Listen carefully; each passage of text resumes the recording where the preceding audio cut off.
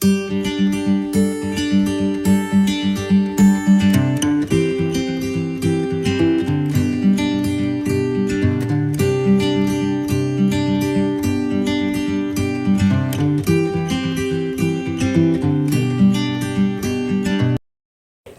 the Lord in the name above all names.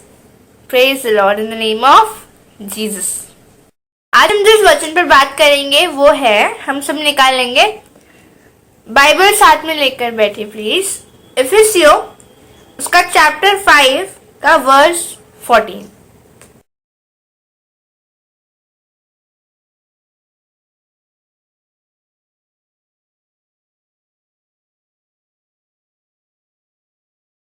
तो यहाँ पे जो हम पढ़ते हैं, ये वचन कहता है कि हे सोने वाले जाग और मुर्दों से जी उठ, तब मसीह की ज्योति तुझ पर चमकेगी।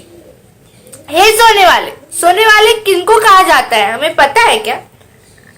सोने वाले कौन होते हैं?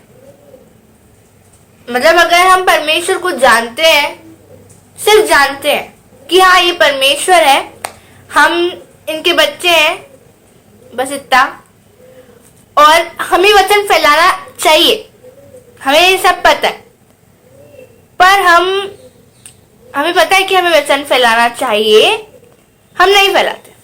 हमें पता है कि हमें प्रेम करना चाहिए, हम बहुत चिढ़ते हैं। क्या हम जागे हुए हैं? एक बार खुद से क्वेश्चन करना, क्या हम सच में जागे हुए हैं? किसी को बताने की जरूरत नहीं, वो परमेश्वर जानता है कि आप सोए हुए हो कि जागे हुए हो। आपको किसी को बताने की जरूरत नहीं, आप खुद से एक बार पूछ के देखो, क्या मैं सच में जागा हुआ हूँ? मैं सोया तो नहीं हूँ। सोए कौन होते हैं? जो अभी तक सांसारिक बातों में लगे हुए हैं कि मेरी प्रॉब्लम है, सोल्यूशन मुझे निकालना है, तो मुझे बहुत अपने आप को ढूंढना पड़ेगा कि सोल्यूशन कौन है। उस पर छोड़ दो, परमेश्वर है, वो जानता है तुम्हारे लिए क्या गलत है क्या सही है ना? सोए हुए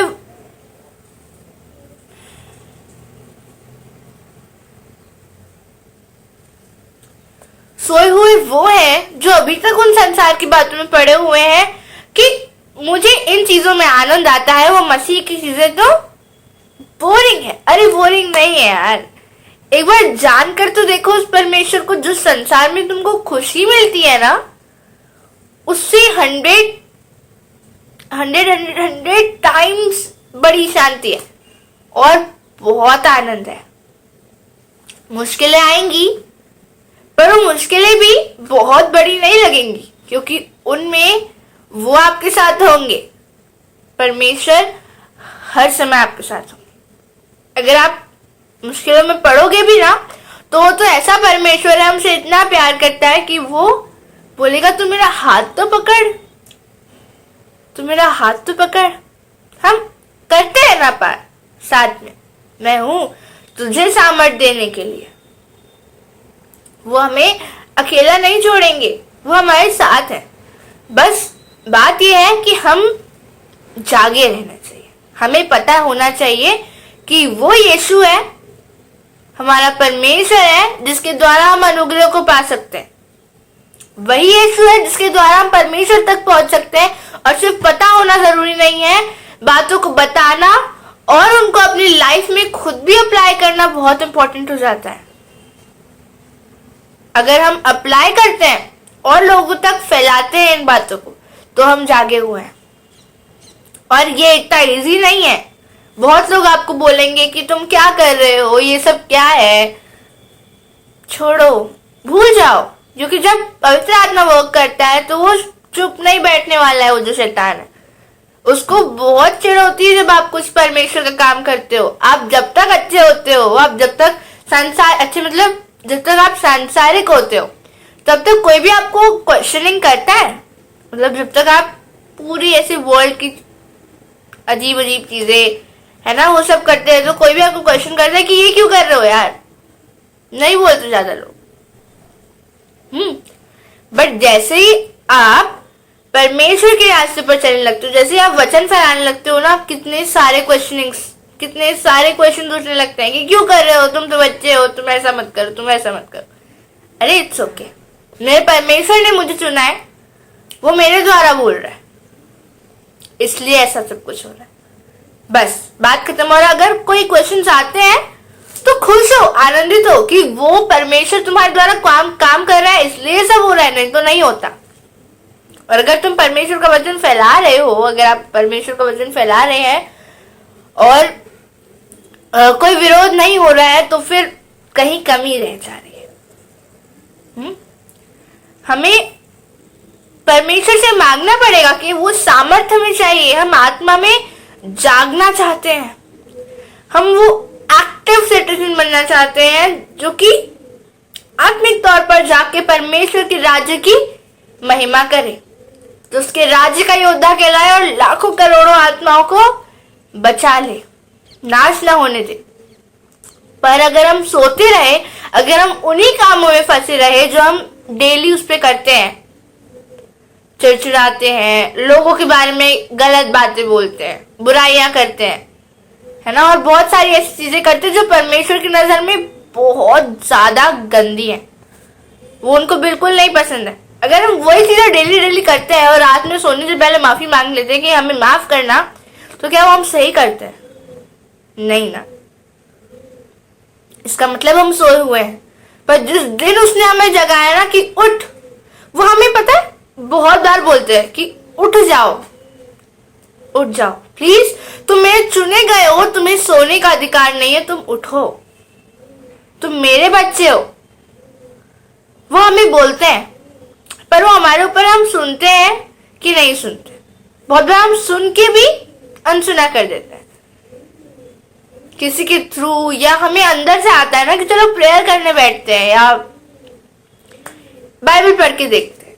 क्या पता उस दिन ईश्वर पर आपसे बात करने वाले हो, क्या पता कि उस दिन आपकी लाइफ टर्न मारने वाली हो। हम सुनते नहीं है। एक बार सुन के एक करके तो देखिए, एक बार करके देखिए, क्योंकि वो परमेश्वर जब आपको लगता है ना कि वो कुछ नहीं कर रहे हैं हमारी लाइफ में, हमारी लाइफ ऐसे नॉर्मल चल रही होती, तब उसी टाइम पे वो सबसे ज्यादा आपके लिए प्लानिंग कर रहे होते हैं कि इसके लिए ये करना है। क्योंकि उनको, अगर आप चुने गए हो ना, अगर आप तक वचन आता है, बार बार आता है, ठीक है, अगर आपके अंदर से वो आवाज आती है ना कि बैठो यार, वचन को एक बार किसी को बता के तो देखो, तो आप चुने गए हो और आपको सोने का अधिकार नहीं है। उठो, उसकी आवाज को सुनो, उस बुलाहट को सुनो और उसके थ्रू काम करो, है ना। आगे लिखा है कि जाग और मुर्दों में से जी उठ, मुर्दों में से जी उठ, जिसको नहीं पता है कि उनके साथ क्या हो रहा है, जो इमेजिनेशन की वर्ल्ड में ही फंसे हुए हैं अभी तक। मुर्दों में से जी उठ तो मसीह की ज्योति तुझ पर चमकेगी, तो उसका जो अनुग्रह है, उसकी जो तेज है, उसकी जो ज्योति है, वो पवित्रता तुझ पर चमकेगी और तू पवित्र होगा। अगर उनकी ज्योति आप पर चमकी तो आप भी कहीं ना कहीं उनके जैसे बनते जाएंगे, और वही तो होना चाहिए। परमेश्वर के आने से पहले, यीशु मसीह के इस दुनिया में सेकेंड टाइम आने से पहले, क्या हम नहीं चाहते कि हम लोगों को बताएं अपने थ्रू, अपने कामों के थ्रू रिफ्लेक्ट करके कि परमेश्वर कैसा भला है। जैसे मैं काम करता हूं, जैसे मैं बात करता हूं, वो भी वैसे ही है। क्या हम नहीं चाहते कि ऐसा हो हमारे साथ, हम अपने थ्रू यीशु मसीह को रिफ्लेक्ट करें? अगर चाहते हैं तो उसके लिए तो जरूरी है ना कि उनकी ज्योति, उनका तेज हम पर चमके, ताकि हमें वो ज्ञान, बुद्धि, समझ, वो पवित्रता मिले, ताकि हम सामर्थ के साथ जैसे वो है वैसा बनने की कोशिश करें। हम अपनी सबसे बड़ी आदत है ना, झूठ बोलने की आदत को कंट्रोल करें। झूठ हम नहीं बोलते क्या? अपने आप से एक बार पूछ के देखें, क्या हम आइडल वर्शिप नहीं करते? जो हम कहते हैं कि हम क्रिश्चियन है, हम आइडल वर्शिप नहीं करते क्या? आइडल वर्शिप, ओके, बहुत लोग बोलेंगे नहीं हम नहीं करते, क्रिश्चियन कौन है नहीं करते आइडल वर्शिप। क्या हम ईश्वर पर से ज्यादा किसी और को प्यार करते हैं अपनी लाइफ में? उसे आइडल वर्शिप ही कह सकते हैं, क्योंकि अपने लिए कोई और ईश्वर ढूंढकर ना बनाना। अगर हम परमेश्वर से ज्यादा किसी और को प्यार करते हैं ना, उसे भी हम मूर्ति पूजा ही कहेंगे। समझ रहे हैं?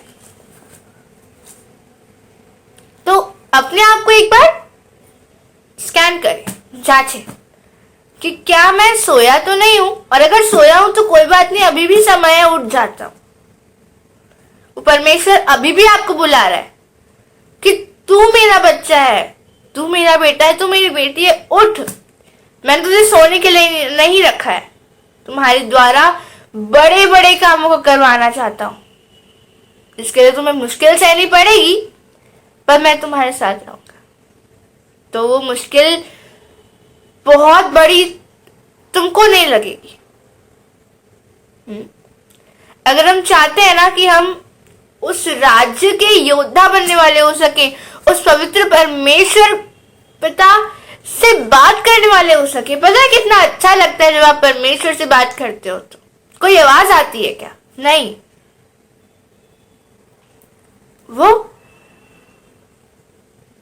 आपसे बात कर, जैसे आपको फील होता है ना कि उठो, चलो प्रेयर करने बैठते हैं, सुबह हो गई है, सुबह जल्दी जल्दी उठ के प्रेयर करना है, सुबह वाली आराधना। तो एकदम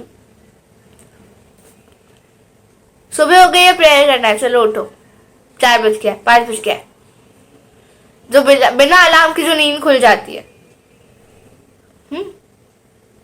वो थोड़ी थोड़ी बातें परमेश्वर ही करते हैं, और जब आप उनके साथ अपने बॉन्ड को, है ना, होता है ना कि हम किसी से नए नए जुड़े होते हैं, तो हम थोड़ी थोड़ी बातें करते हैं उनके साथ, पर जब वो बॉन्ड स्ट्रांग हो जाता है तब वो हमें अपनी बातें बताने लग जाता है।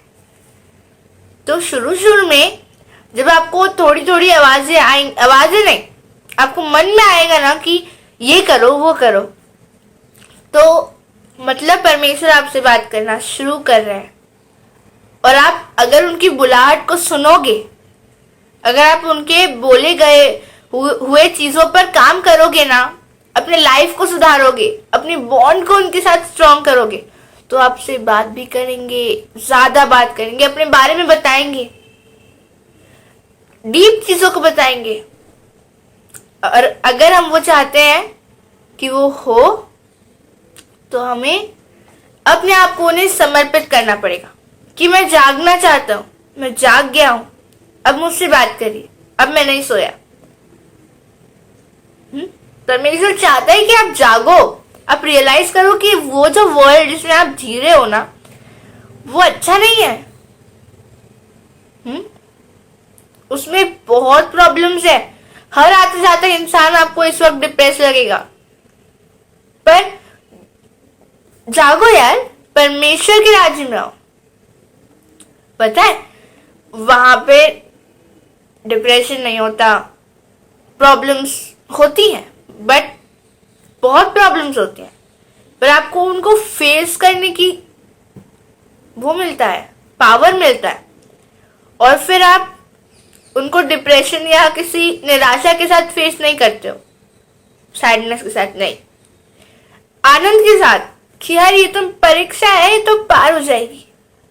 आपको उस वो पॉजिटिविटी देते हैं ना वो, कि आप एकदम वो सैड वर्ल्ड में नहीं जाते हो, आप हैप्पी रहते हो, आप खुश रहते हो कि यीशु तो मेरे साथ है ना, और चाहिए भी क्या, मेरा पिता है। बहुत लोगों को ऐसा लगेगा कि क्या बोल रही है, बट जब तक एक्सपीरियंस नहीं होता कि वो खुदा कौन है, एक बार करके तो देखो, एक बार उनके पास जाके तो देखो, फिर वापस आने का मन नहीं करेगा, किसी और के पास जाने की इच्छा नहीं होगी। एक बार देखो तो सही, एक बार उसको ढूंढ कर तो देखो कि वो है कौन, यीशु कौन है। यीशु सिर्फ वो नहीं है जिसके लिए हम बाइबल पढ़ते हैं, यीशु सिर्फ वो नहीं है जिनके लिए हम हर संडे चर्च चले जाते हैं। यीशु पापा बोलते हैं ना, हम क्यों बोलते हैं? वो हमारे पिता है। तुम अपने पापा से रोज बात नहीं करते क्या? वो हमारे पिता है। हमें सिर्फ एक दिन उनको नहीं देना है वो संडे, हम हर दिन उनके चरणों में जाने चाहिए। हमें हर दिन उनसे बात करना चाहिए और वो भी हमसे बात करेंगे। हमारे आत्मिक कान खोले तो सही, और वो तभी हो सकता है जब हम जागे। वो करेंगे हमसे बात। क्या वो उनके पार्शल थोड़ी है वो कि ये मेरा दास है, इससे बात करूंगा, ये अभी नया नया जागा है, इससे नहीं करूंगा। ऐसा थोड़ी करते हैं वो तो हमसे बहुत प्यार करते हैं, जितना आप सोच भी नहीं सकते। जितना आप खुद से प्यार नहीं करते हो ना, उतना वो आपसे करते हैं। क्या आप खुद के लिए क्रूस पर चढ़ सकते हो? नहीं, ऑब्वियसली नहीं। वो चढ़े, है ना? तो वो करेंगे हमसे बात। हम एक बार उनके पास जाकर तो देखें, एक कदम बढ़ाएं, वो दौड़कर हमारे पास आएंगे।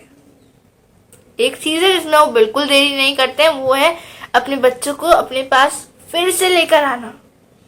इट्स ओके अगर डाउनफॉल हो गई है, इट्स ओके, होता है, पर माफी मांग के उठना भी तो सीखें।